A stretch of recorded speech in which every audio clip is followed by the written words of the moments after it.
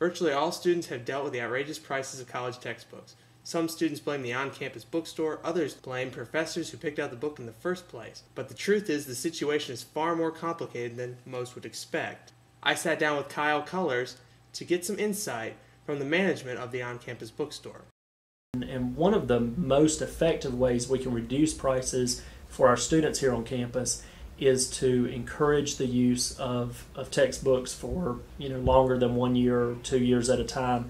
In those cases where it's not going to have a negative impact on the teaching that's involved there, we ask that the book continue to be used so that we have the opportunity to sell used books instead of new books.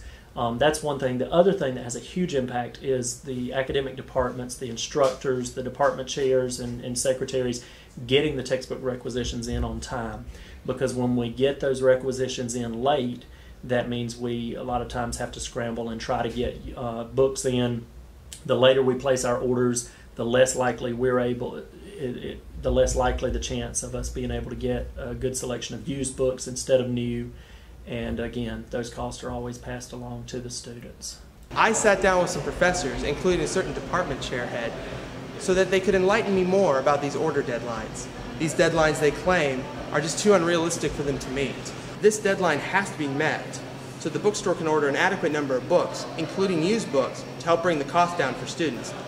But how do we solve this problem? Some professors, including Greg Kaufman, have found other ways to bring the cost down. I put the additional reading on reserve from the library, or actually I'll acquire books on my own and put them on reserve so that there's some for students, and then I have my own copies which are underlined.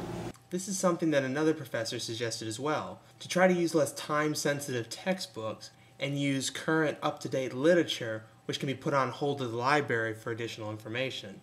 But the question we all come back to is, how do we lower the cost of books? I think the solution relies with better communication with faculty and bookstore management. I'm Eric McNair, NBC4 News.